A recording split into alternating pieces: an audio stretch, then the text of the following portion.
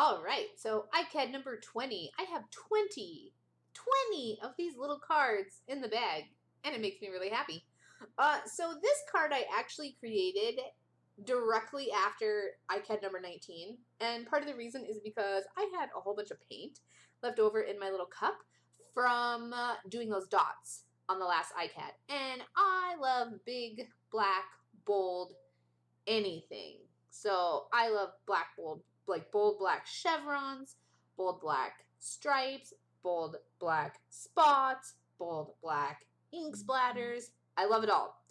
So I went in and painted some black stripes with the paint that I had left over on my next ICAD. And then I went back to try and carve into the bold black lines, and it wasn't working. My paint dried really, really quickly because I was kind of recording and then moving on to the next ICAD, etc., etc. So it's okay because then I had some other ideas. I posted in my Facebook group that I have been working on ICADs and that I would have some more out soon. And I asked if anybody had any suggestions, things they wanted to see. And one gal said that she would like to see image transfers. So I know that image transfers can be such a pain, and I would use a different word if this were not a YouTube video for anybody to see. They are so hard because there are so many factors that go into it. Image transfers are just not a science because so many things matter. So it matters what kind of a medium you use, what kind of paper you use, how old the paper is, what kind of ink the paper has on it, all kinds of different things. So here's what I'm doing for this one. Now, if your paper is too old or too brittle, it will not work. Okay, keep that in mind. If you have printed with an inkjet printer, meaning that it has a water-based toner, a liquid-based toner, then you need specific mediums to do your image transfer. Here's what works the best. LaserJet printed things. And so that is where the toner is a powder toner, and then it's heated to the surface of the paper, okay? And the reason is because it's not water reactive, so you want it to not bleed once you add your medium to it. Then I use a matte medium, and it could be a fluid matte medium, a matte gel, a matte heavy gel, a matte soft gel. You just have to take all those things into consideration. So basically what I did was I applied some gel medium to, and this is matte gel medium, I applied it to the paper, excuse me, and then the image transfer, which in this case is just some text out of an atlas. And it's really cool. It's a bunch of numbers and a bunch of letters and a bunch of like longitude and latitude and latitude, and it's page numbers and it's country names and all kinds of really fun stuff. So what I did was I applied heavy matte gel to that page, and then I applied heavy matte gel directly to my card, and then I put the two together and I burnished. The reason you burnish, which is where you move your hand back and forth in a circular motion or back and forth straight, whatever, along the thing so that there's really good contact between the two papers, because it's really important. If you have holes in your medium and in the contact between your two pieces, then you're going to have holes in your image transfer, which could be a great idea for a different project. But if you're just starting out with image transfers and you're trying to figure out how image transfers work, then now is not the time to have holes, okay? So really great contact. Put that down. Then you heat it dry and or set it aside to dry permanently on its own. It needs to be 100% dry before you move on to the next step. And the reason is because the gel medium is going to soak into sort of the very, very, very top layer of the paper, which is mostly just the ink and maybe a few paper fibers. And then you're going to rub away the rest of the paper. So it's really dry right here, and some people have had good luck sort of tearing it away, but when I do that, then I end up always ripping my project underneath, especially if I have lots of layers, like I have the layer of acrylic paint on top of the layer of gesso. So I get out a baby wipe. I always start with a baby wipe because they have lots of moisture in them, and I start rubbing away some of those surfaces, the layers of paper. And then it gets to this layer and it's a little bit foggy and ugly. And then what I'll do is I'll add some direct water with a paintbrush. And I'll just wet the back, and I'm not being too careful, but I'm also not being too rough. Then I'll use my fingers to rub off as many more layers of the paper as I can get. But it's okay if it still looks a tiny bit foggy in the end, because what we'll do, oh, and if you want to test how much paper you rubbed off, you let it dry, and then how cloudy it gets is how many layers of paper are still there, and you may have room to work more of them off. But after I feel like I've gotten as far as I'm going to get, then I will go over the whole thing with the gel medium again, because what that does is it soaks into the last few little fibers that are left of that last layer of paper that I can't get off. It soaks in and then sort of turns them clear. And this happens not on the black, because white on black is obviously a lot easier to see than white on white.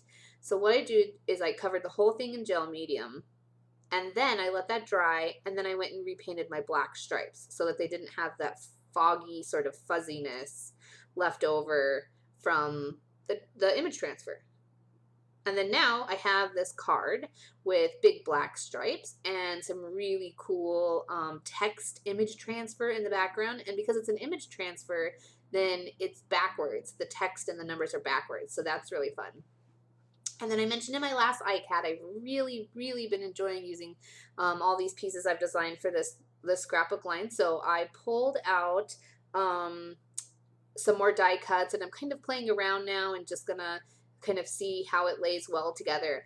I get a lot of requests for my paper lines, and here's what I have to say about obtaining my paper lines. They are super limited edition. We only do a very few runs. It's not a very few, like we do quite a large run of the papers, but they're only around for a limited amount of time, and then it's time to come out with the next set of paper lines. And 7 Dot Studio is a really fabulous company run by Tusia out of Poland, and it is super fabulous paper. It is such high quality. I adore designing it. If you want to get a hold of it, you can always check with Tusia, 7dotstudio.com in Poland, or you can check with Nanny K. Ola here in the U.S. for the U.S. distributor. And if you're in a different country, you can check with distributors in your country to see if they have it, and check your like online stores and your local stores and things like that. If you love them so much and you want to always have them, go to Wow Studio. That's my company, chipboard, flare, and stencils, and I always do a pre-order for the lines so that then I can order some and get them to people who have ordered them through me. And I usually put together like a huge kit that has tons of paper and stencils and chipboard and flare, die cuts, like it has all kinds of stuff in it. So check that out. Keep that in mind. It is a pre-order basis, so you're paying for it ahead of time, and then I ship it out as soon as I have all of the pieces gathered and put together, okay?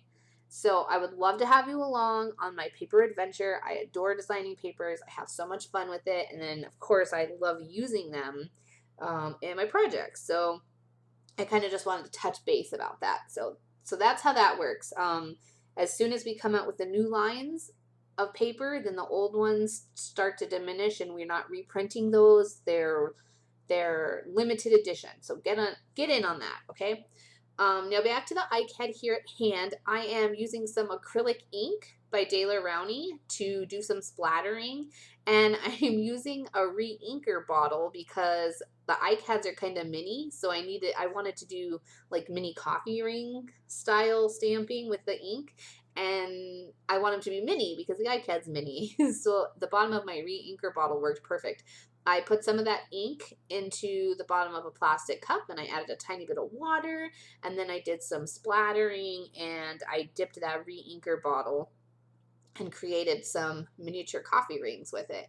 The only thing to keep in mind is that the re-inker bottle, the bottom of it is not very concave. It's almost like a flat surface, so I did need to take a baby wipe and sort of wipe up some of the excess ink that was on the bottom of the re-inker before I stamped it.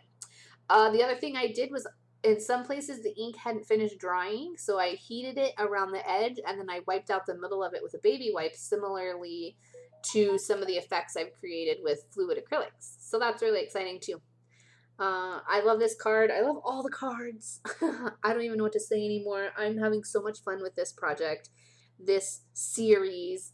It's been so much fun and kind of expressing myself and figuring things out here. So I have some more book text kind of hanging around. This one says going back now. That's what I end up putting down. And I don't know why.